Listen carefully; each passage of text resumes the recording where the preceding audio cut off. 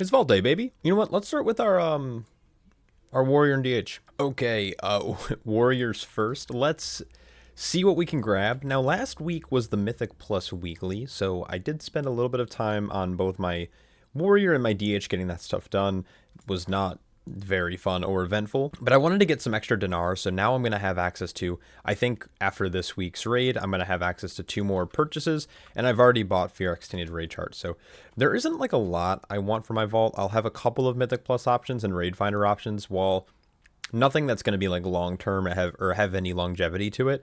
I do think that this is an opportunity to grab something nice from the vault. We are going to set our loot spec to prot just in case. I'd rather have protection trinkets than anything else, so we can see what we can get.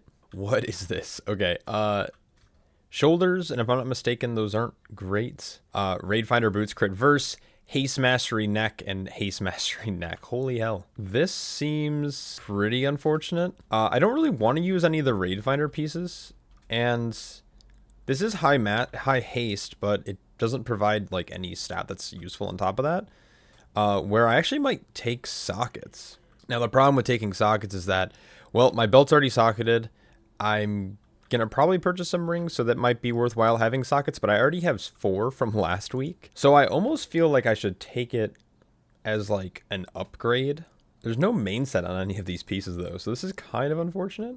If I take the necklace at 509, it'll allow me to upgrade any piece I get in that slot for free, which is kind of a benefit. I would probably take the locket over anything else, but it's also probably a good time to grab sockets instead. Yeah, this isn't great. I'm going to take sockets, you know. I know it's a pretty sizable upgrade over my current neck, but I'm not too concerned. You know, Mythic Plus is farmable. There's just better necklace options out there. All right. Riveting content. It's also time walking week, so make sure you're picking up this quest and doing 5 time walkings, and you'll get a normal piece of loot. This can be obviously trinkets and stuff. Now, this doesn't matter as much because, you know, you're able to buy things with bullions, but you never know. You can gamble for a nice piece of gear, nice little upgrade. It'll be normal item level, so like 493 to like 502, depending on what item you get. So, yeah, pick up the quest. Let's jump over to the DH. My DH is in a similar situation, or similar boat, camp, whatever you want to call it. I did a couple Raid Finder dungeon bosses last week, and I did some Mythic Plus. I got my bullions, my extra bullions. So I'm still sitting on them. I don't really know what to buy yet. Also, just as like a side note, I wish Void Elves could be Demon Hunters. They look really good, but anyways. We are going to set this to Vengeance to open this up. I don't really know what I'm hoping for, just hopefully not coins. We have a tier piece upgrade on Heroic track. We also have a Verse Mastery Ring, which I already have in my bags on the Champion track. And we have the Tuskar Bone Necklace, which is just pure crit verse. If I was looking at probably direct upgrades, I currently can catalyze this chest piece, but I can't catalyze any other items that I currently have. So this would get me a new 2 set if I catalyze this. But with 4 catalyst charges already, you know, kind of banked, I just don't feel a need to waste it on Raid Finder gear. So I would rather take one of these items. But then again, it would get me free stats, but this probably wouldn't be endgame, and these don't really have any longevity to them. So I unironically feel like the best play is to take sockets once again. Sockets get you a few things. It gets you crests if you need. It gets you sockets if you need. Or if you're behind or want to maybe fast track another crafted piece because you're after crafted stuff, you can buy part of a spark. So I think the spark, unfortunately, the sockets will probably be, or not the sockets, but the tokens of merit will probably be the better option. I know some of you might cringe that I'm not taking the gear, but again, it's on the hero track, so I'm not like super eager to take hero track gear because the 509 literally drops for Mythic Plus. You can get that same item level from just spamming, you know, Mythic Plus. Anyways, let's jump over to the Brewmaster. I am far from the vault. This actually gives me a chance to kind of talk about stuff though. So while I fly to go get my vault, my Brewmaster is pretty geared. I'm sitting at 521 item level. So the gear that I'm looking for, you know, I have what I would consider to be mostly best in slot gear outside of a few like maybe raid upgrades that I could get. But I'm really just after item level at this point. You know, I have all my tank trinkets from Mythic Plus. I have some from raid as well. I have a few different items in my bags that I can always trade out. But I'm really happy with my stat weights, 35% crit. My haste might be a little high, but actually I haven't been mining too much in single target and on tyrannical weeks. And my Mastery and Verse are both sitting at a nice 30%. So I'm not really sure what I'm after here. You know, I cleared 6 Mythic Grade Bosses last week, so I should have 6 slots. I also happen to do an outrageous amount of Mythic Plus.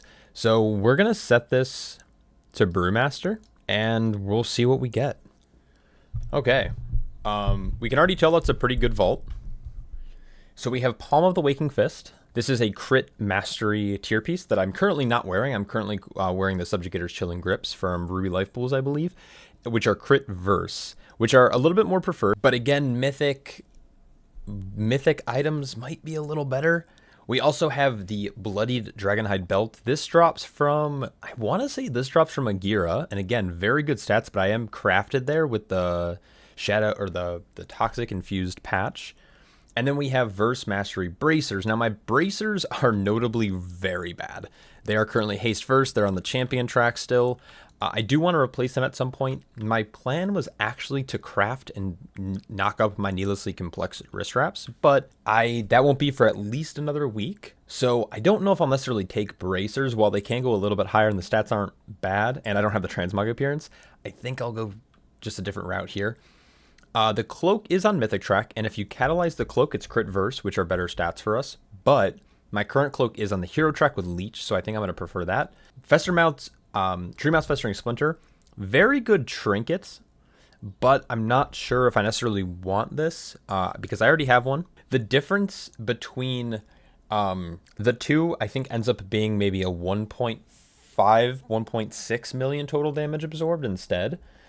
But man, I don't think I could justify taking this, though it is a competitive option right now. And then lastly, we have the Sentinel's Battle Lance. I do plan on using my coin this week, my bullions, for a weapon. So I don't think I'm going to end up taking this item because I already have my Force Storm at 522. So I'm right now between Gloves and Treemouth. The reason I would take Gloves is simply for just slightly better stat distribution. I can always upgrade my Crown of Roiling Storms instead of my current helm, but my current helm is on the Mythic track and it does have a socket in it already, so it's kind of hard to give this up for something that's objectively worse. Now, obviously, the gloves, are 525. I only have to upgrade them once because they are on that nice big old thick 3 of 4 Mythic track. I believe Dathia on Mythic drops the actual item. So there is a chance this week that I could either pick up these gloves to catalyze, or I can catalyze, or I guess I can just use the Zenith Quicken Bronzestone. So this is technically still obtainable this week, where obviously Treemouth, having it on a 4 of 4 Mythic track will be way more beneficial. And it's definitely it's one of the stronger trinkets, especially defensively, for how short the cooldown is. So I think going off of this, probably going to take Trinket. I think it's a no-brainer. Though again, this belt would be nice, even though I have a crafted piece. And then Bracers would also be. Actually, this was not a bad vault. So we're gonna go with Treemouth's Festering Splinter. So this week, you'll be able to catch up on crafts if you didn't do the weekly quest last week. And it's time walking, so I recommend doing that. Because we're not able to craft, you can pretty much send all of your crests this week, probably on upgrades, I would imagine. And if you do a raid finder boss, you're going to be able to buy another raid piece with bullions, as long as you're all caught up on everything. So for me specifically, I get asked this all the time on stream, what I'm buying, what I already bought, what I plan on buying next. So I kind of want to talk about that here really quick. So my first bullion purchase, I ended up buying Seal of Flail Duty. This is the Absorb Ring. It was the best for me at the time. I know most people went for weapon or they went for trinket. I did not. So I went with ring. My second purchase, actually, good question. What was my second purchase? Oh yeah, it was Storm Eater's Boon. And the reason I wanted this was for low key farming, really pushing out damage on the Brewmaster, and as well as like specific raid fights, just kind of for padding damage. It's been very fun to play with. I treated the second bullion purchase that we got from the weekly quest as like a bonus, so I didn't buy anything serious, hence why I bought Storm Eater's Boon. It also allowed me to bump a lot of my other trinkets up to 528. I now have 2 trinkets on the 528 track, meaning that any trinket that I get in the future, I can just upgrade with Flight Stones and don't have to worry about it. So my next purchase that I'm going to get probably from Raid Finder here in a second is most likely going to go into Thorncaller's Claw. And the reason why is because I am dual wielding with Forward Storm. Thorncaller's Claw is a very strong counterpart to the Forge Storm weapon. While it doesn't have as much main set as other one-hands, the weapon effect of it typically results in anywhere between 2.5 to 4% of your overall damage. It's very good at Mythic Plus, it's very good in AoE, and it's going to be on the Mythic track. And on top of all of that, we just missed a Mirdrasil. Unfortunately, I killed that boss on all 3 difficulties, or normal, heroic, and mythic, and I didn't see Thorncaller drop once. So I have to wait basically 3 weeks to try to get a chance at it again. So instead of waiting, I'm going to just spend my bullions, and then we'll have bullions in 2 weeks to spend on whatever else. So that was my plan.